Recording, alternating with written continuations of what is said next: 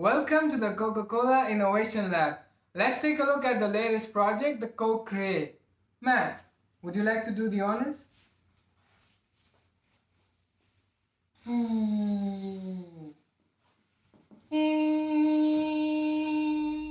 Let's start with the local. Identifying trash as a problem in our local, Maspeth, Queens, we focused on our studio surrounded by wholesale and resale facilities.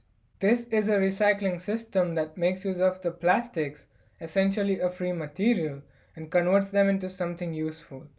Our studio has the shredder, which cuts up the plastic, the extruder, which melts the plastic into different shapes or molds, and the oven that allows for even melting with controlled times and temperatures. Let's look at some early concepts. We started ideating on different concepts that enabled us to rethink how we approach plastic. We landed on an accessible shredding system, but realized that the plastics weren't utilized to their full potential. Now, the driving force, consumers.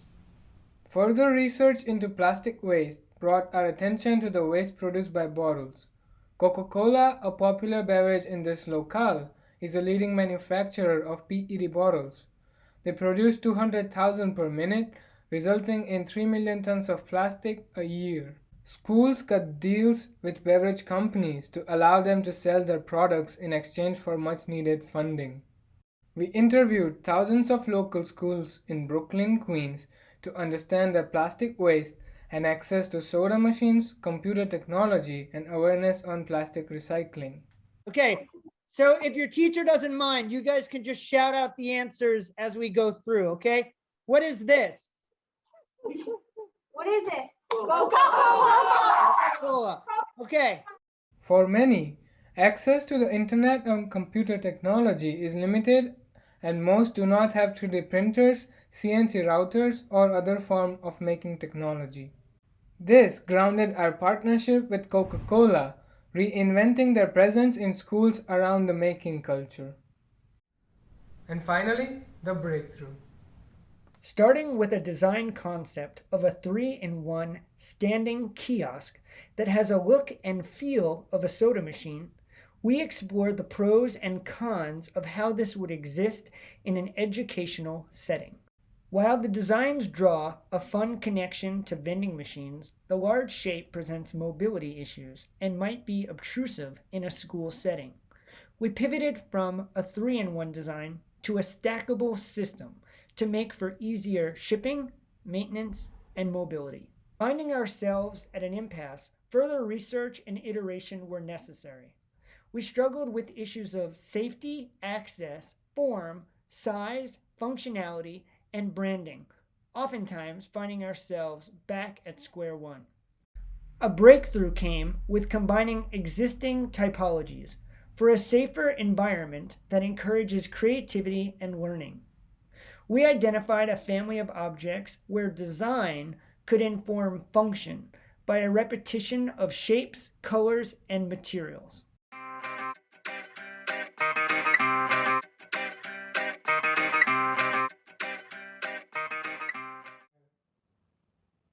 Hey, Tir, let's take a look at the co-creation's prototypes.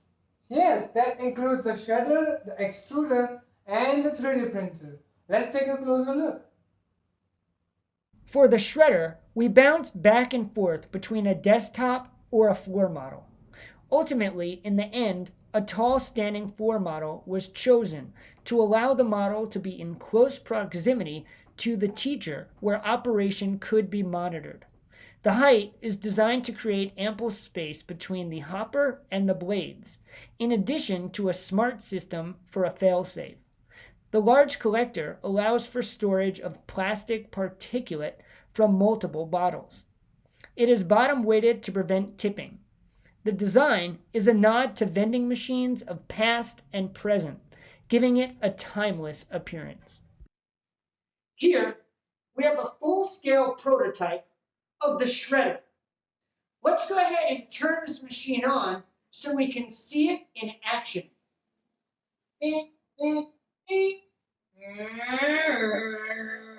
Safety first.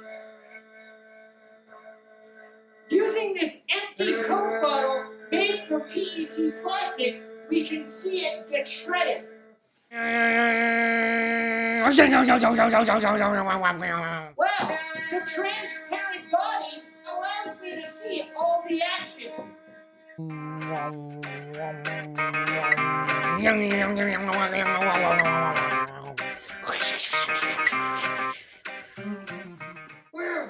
Now that the bottle has been shredded, I can collect the particulate down here at the bottom.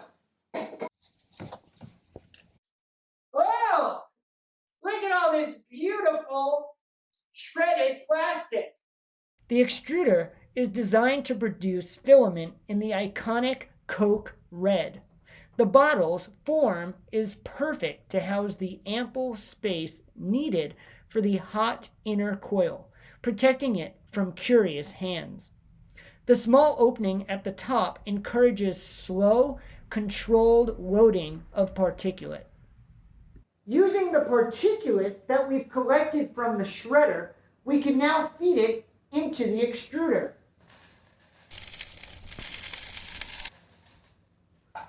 The extruder heats the plastic to its melting point. The material is then extruded at this end into a very fine filament, which we can collect on the spool. The spool is attached to the 3D printer and can be operated here. Let's turn it on.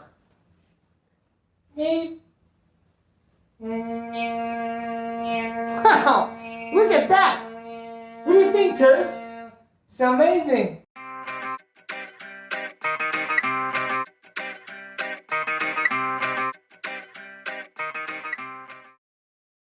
The 3D printer sits comfortably on a desk with a 10 by 10 inch printing platform.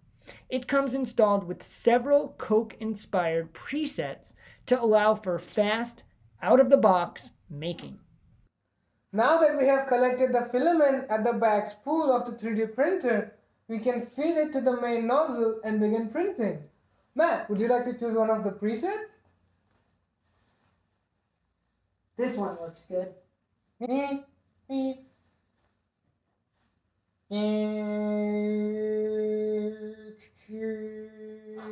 Wow, that really works fast.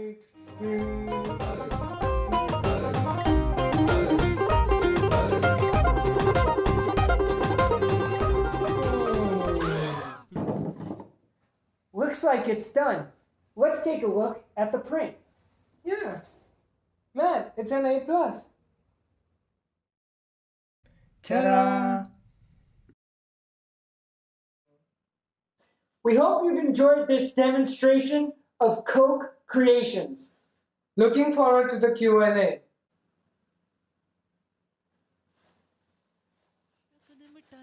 Coca Cola